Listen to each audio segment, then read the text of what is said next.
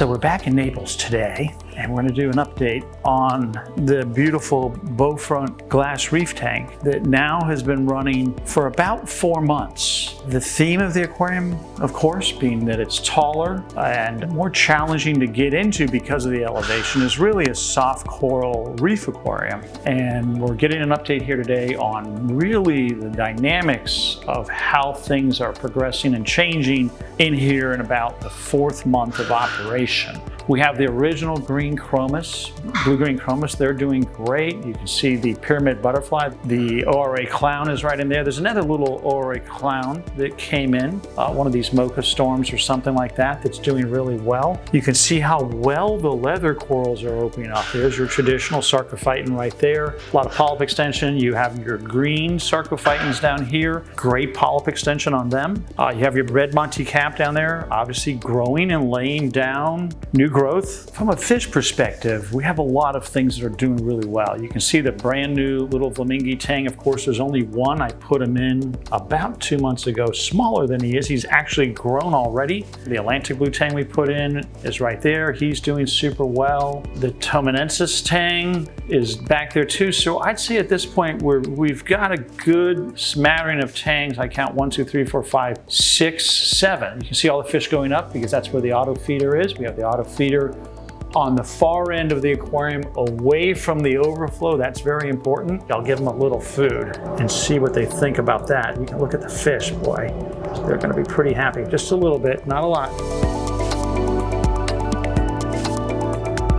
And this is a very normal feeding behavior. They're getting fed automatically 2 times a day, I believe, once at 9 a.m., once at 3 p.m.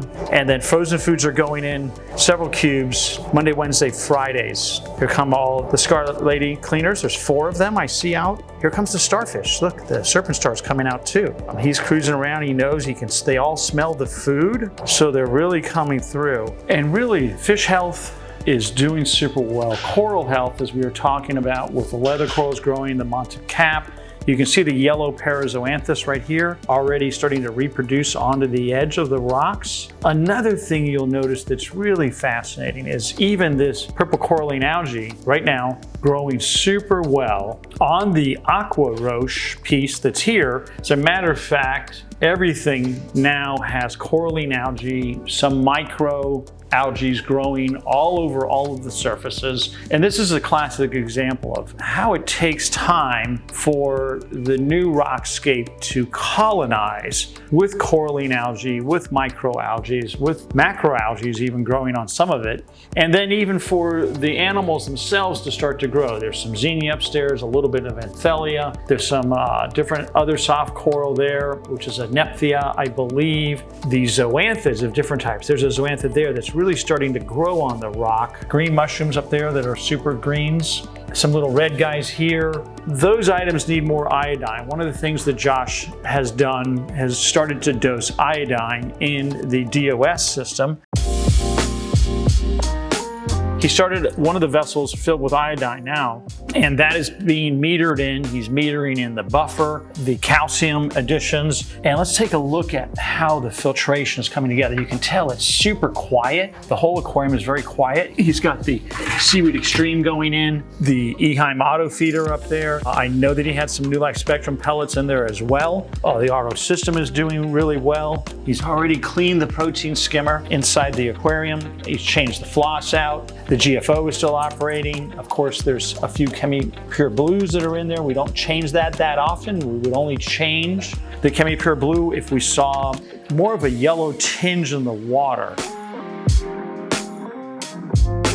Here's a fighting conch. Look at this great fighting conch down here on the bottom. That's one of the great creatures that we utilize to clean the sand. You can see that fighting conch has his mouth out and he eats diatom algae on the sand. And again, those are niche organisms that help with the biology of the overall aquarium system. And that's what we're doing. We're creating a real viable soft coral ecosystem with a group of friendly fish. Recently, Gio had put up the gyre pump right there. I think he's putting a second one up higher too. So there is 2 pumps that are on a black PVC rod going in the aquarium to create a circular flow through the aquarium. They can surge, they can set, but I'm pretty sure he usually keeps those up at about 80, 90, 100% operating. And so we're getting a constant current. You can see at the surface of the aquarium the amount of current going up there. That's a lot to do with the gyre. And then the two Sea Swirls, they're rolling back and forth super slowly, one in this corner, one in that corner, again, aiming flow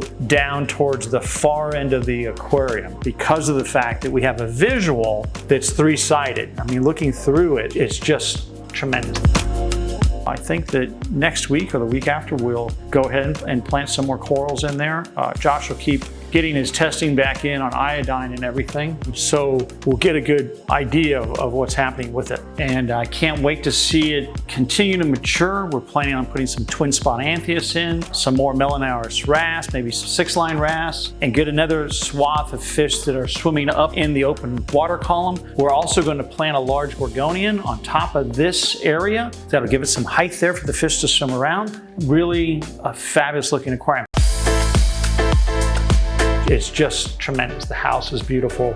The detail of the millwork, the detail of the stone, very well built in. And when you're in your kitchen cooking, you have great vantage point. I can imagine it in the evening when the fish are going up for the feeding. They'll come up during the feeding and you're down here and you're seeing this aquarium from the lower level. And then you walk up into the small living area and then there's this beautiful aquarium on the other side. You get to see a bigger portion. The other thing interesting with a bow front, when you look through it, it expands and magnifies the space. So you can see the whole space in a magnified look going up there.